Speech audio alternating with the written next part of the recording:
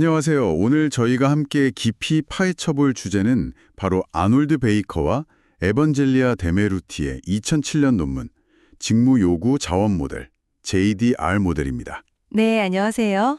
직장에서 스트레스 받고 또 어떨 땐 의욕 넘치고 이런 경험들 많으실 텐데요. 이 모델이 그걸 설명하는 아주 흥미로운 틀을 제공합니다. 맞습니다. 기존 모델들이 좀 한계가 있었거든요.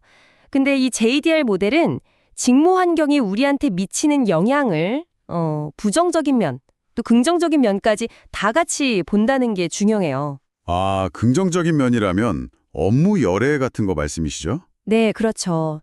단순히 스트레스만 보는 게 아니라 우리가 일에 얼마나 몰입하고 에너지를 얻는지 이런 부분까지 다루는 거죠. 이게 수요 통제 모델이나 노력 보상 불균형 모델과는 좀 다른 접근이에요. 훨씬 포괄적이고 또 어떤 직무에나 적용하기 좋다는 유연성이 큰 장점입니다. 맞아요. 그래서 오늘은 이 직무 요구랑 직무 자원이라는 두 가지 키워드를 중심으로 이게 어떻게 우리 직장 생활에 영향을 주는지 좀 자세히 들여다보겠습니다. 네, 좋습니다. 그럼 먼저 예전 모델들 잠깐만 짚어볼까요?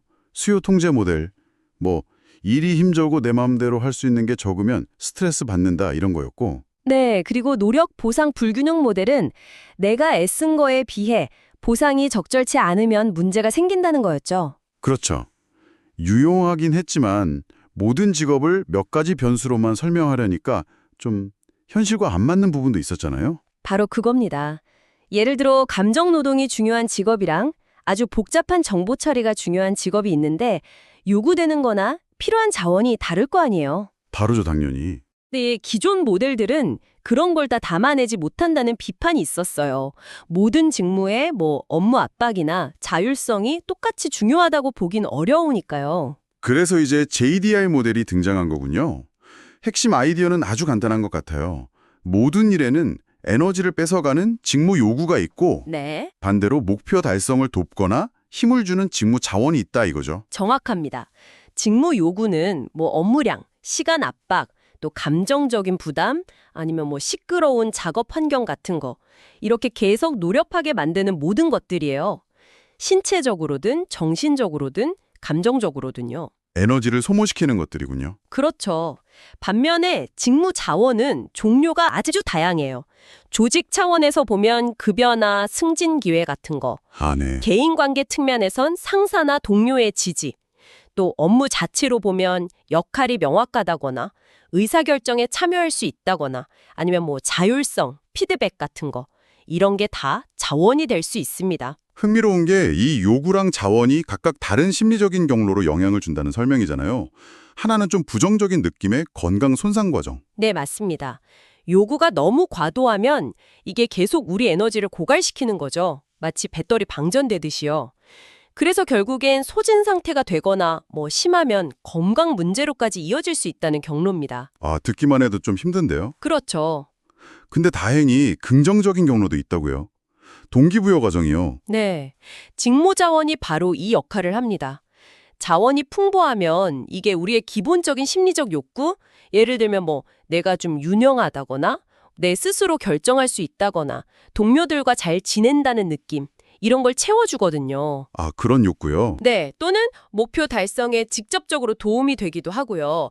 이렇게 내재적, 외재적 동기를 부여해서 결국엔 업무 열의를 높이고 조직에 더 몰입하게 만드는 그런 긍정적인 순환을 만드는 거죠. 그러니까 요구는 에너지를 빼앗고 자원은 에너지를 주고 동기를 부여한다. 이렇게 볼 수 있겠네요. 네, 기본적인 그림은 그렇습니다. 근데 이 모델이 더 재밌는 건 이 둘이 그냥 따로 작용하는 게 아니라 서로 영향을 주고받는다는 점 같아요.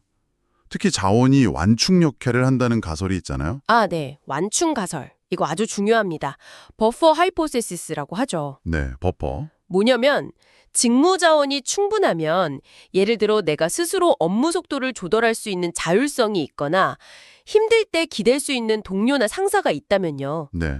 아무리 직무 요구가 높아도 그러니까 일이 엄청 많아도 이게 바로 소진 같은 부정적인 결과로 이어지는 걸 막아준다는 거예요. 완충제처럼요. 아, 방패막기 같은 거네요. 일이 힘들어도 자원이 있으면 좀 버틸만하다. 그렇죠. 스트레스를 덜 받게 되는 거죠. 반대 가설도 흥미로웠어요. 자원의 긍정적인 효과가 오히려 요구가 높을 때, 즉 힘들 때 더 커진다는 거예요. 맞습니다. 이것도 일리가 있어요. 호폴이라는 학자의 자원 보존 이론 같은 걸 보면 사람들은 기본적으로 자기 자원을 지키고 늘리려고 하거든요. 네.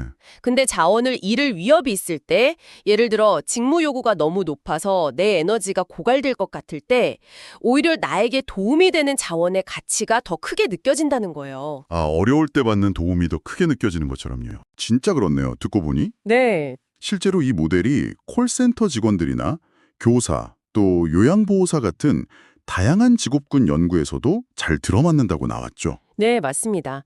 여러 연구를 보면 대체로 직무 요구는 소진이랑 관련이 깊고 직무 자원은 업무 열애와 관련이 깊다는 게 일관되게 나타나요. 그리고 이게 결국엔 결근율이나 이직 의도 또 성과 같은 조직 전체 결과에도 영향을 미치고요. 그러니까 이게 그냥 이론으로만 끝나는 게 아니네요. 전혀 아니죠. 그래서 조직 관리에도 아주 유용하게 쓰일 수 있습니다. JDR 모델을 틀로 해서 우리 조직 혹은 특정 팀의 특수한 요구가 뭔지 또 어떤 자원이 부족하거나 중요한지 파악하는 거죠. 어떻게 파악하나요? 뭐 인터뷰를 할 수도 있고 설문조사를 활용할 수도 있고요. 그렇게 해서 우리 조직만의 강점과 약점을 분석하고 거기에 맞춰서 개입 전략을 짜는 거예요. 예를 들면 불필요한 요구는 좀 줄이고 부족한 자원은 강화하는 식으로요. 맞춤형 전략이네요. 네, 최근에는 이걸 바탕으로 개인별 피드백을 주는 온라인 도구, 뭐 JDR 모니터 같은 것도 개발돼서 활용되고 있다고 합니다. 와, 정말 실용적인데요. 오늘 이렇게 쭉 들어보니까 직장에서 건강하고 즐겁게 일하려면 단순히 힘든 일, 즉 요구를 줄이는 것만 생각할 게 아니라 나에게 힘이 되는 자원을 어떻게 찾고 또 어떻게 활용할지가 정말 중요하겠다는 생각이 드네요. 맞습니다. 그게 핵심이죠. 그런데 여기서 한 발짝만 더 나가서 이런 질문도 던져볼 수 있을 것 같아요. 어떤 질문인가요? 혹시 반대로는 아닐까 하는 거죠.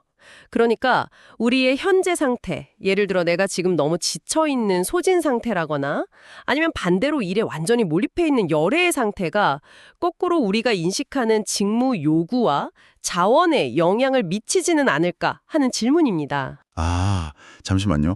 그러니까 내가 너무 지쳐 있으면 똑같은 일도 더 힘들게 느껴지고 옆에서 누가 도와주려고 해도 그게 잘 안 보일 수 있다. 네, 그렇죠.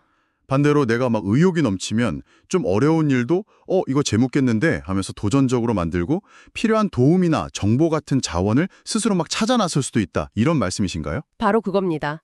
일이 우리에게 영향을 주듯이 우리도 우리의 일을 적극적으로 만들어갈 수 있다는 관점. 이걸 학계에서는 직무 만들기, 즉 조브 크래프팅이라고 부르기도 해요. 직무 만들기, job crafting. 네. 어쩌면 직무 요구와 자원이라는 게 딱 고정된 게 아니라 우리의 상태나 우리의 행동에 따라서 계속 변하는 좀 더 유동적인 것일지도 모른다는 거죠. 와, 정말 흥미로운 관점이네요. 일이 나를 만들지만 나도 내 일을 만들어갈 수 있다. 여러분도 한번 생각해 보시면 좋겠습니다. 지금 내 일터에서 나를 가장 힘들게 하는 요구는 뭐고 나에게 힘을 지는 자원은 뭘까? 그리고 이 둘은 서로 어떻게 영향을 주고받고 있을까? 더 나아가서 나는 이 환경에 어떤 영향을 미치고 있을까? 하고요. 네, 아주 좋은 질문들입니다. 저희는 다음 시간에 또 여러분의 지적 호기심을 자극할 흥미로운 분석으로 다시 찾아뵙겠습니다.